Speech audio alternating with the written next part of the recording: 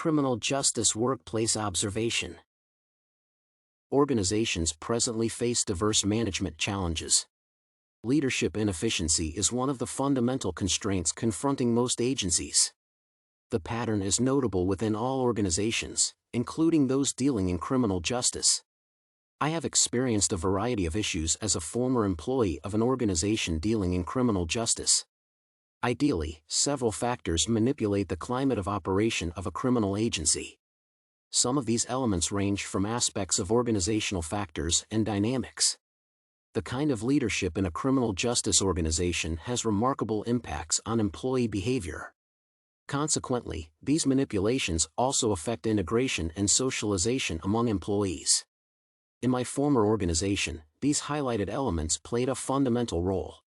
Principally, this relates to the general performance of the organization. Indicatively, various issues affect the level of efficiency and effectiveness within teams. Therefore, it is crucial to examine some of these distinct aspects. This paper analyzes vital elements that influence the welfare of criminal justice organizations. In addition, it provides critical insights concerning the best practices. For effective minimization of the negative impacts, the management must consider some of these best practices. The type of leadership applied in my previous organization seemed to have influenced everything. Bureaucratic leadership practiced by the upper management had negative implications on all workers. Decision processes were made at the top level. Such undertakings were devoid of employee engagement and active participation.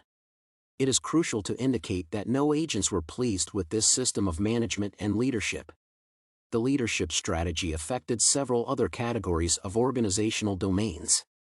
For instance, the management adopted an ineffective organizational culture.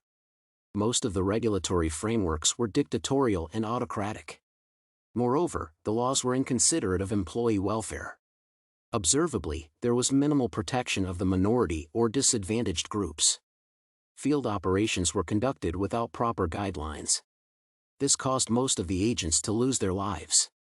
Gradually, these detrimental impacts trickled down to the lower levels of implementation. Transformative leadership ensures that employees are regarded and involved within all decision processes. Accordingly, this is also evident in the practice of basic principles of strategic management. The criminal justice agency failed to consider that workers are the foremost internal stakeholders. Additionally, the organization evaded external influence and directives from other potential stakeholders. The community groups are other significant stakeholders that might provide critical directions to all organizations.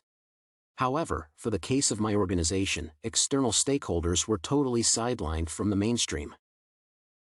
This notable negligence compromised community policing initiatives. Consequently, the agency failed to curb the increased rates of criminal operations within the society. Instead, leaders focused on bureaucratic systems. This practice continued to compromise organizational efficiency and employee welfare. Lack of adequate linkage and cooperation with other like-minded organizations minimized the capacity of the agency to achieve its objectives. It is evident that multi-sector action increases the ownership of operations. Apart from this, such collaborations might enhance capacity-building initiatives. Indicatively, knowledge transfer and experience sharing are transformative considerations. This is because they help to widen the competency of individuals. Such merits are also applicable to the entire organization. However, the agency lacked the initiative to engage in such useful associations. Critical lessons can be drawn from these illustrations. For example, it is imperative to note that poor leadership affects all organizational aspects. In order to rejuvenate their performance, every management must consider novelty and innovativeness in their operations. With respect to my organization, there are several considerations to be undertaken by the responsible authorities. These initiatives must focus on empowering all stakeholders. For instance, all stakeholders must be involved in decision-making initiatives. A shift to innovative and transformative leadership will enable the management to attain exceptional performance standards. Employees must be empowered and motivated. More so, these must be accompanied with proper and integrative regulatory frameworks. Systems must also be transparent.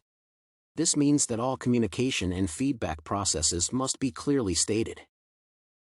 An organizational culture determines the level of its performance. It also ensures adequate satisfaction of all employees. Therefore, the management must collectively indulge the workers and stakeholders in the definition and establishment of an active organizational culture. Rebranding the agency's mission, vision, and strategic policy statement is an urgent undertaking. Therefore, the management must champion it. There must be interventions aimed at attracting the attention and involvement of the external community groups. Some of these include the foundation of corporate social responsibility programs. These are achievable through the organization of productive sporting and competition activities, sponsorship, and civic education. The management is charged with transformative obligations that focus on attaining a high level of performance and efficiency. There is a need for capacity building and employee orientation on effective leadership. Additionally, effective communication and feedback processes are critical components of change. The Human Resources Department must strive to develop competitive programs that ensure employee welfare. These considerations must be given urgent priority in order for the organization to realize adequate results.